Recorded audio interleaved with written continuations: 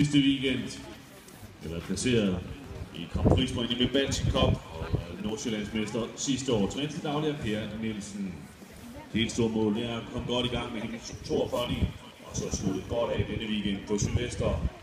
Der bliver hendes sidste del på ham med sig ind i finalen mod fra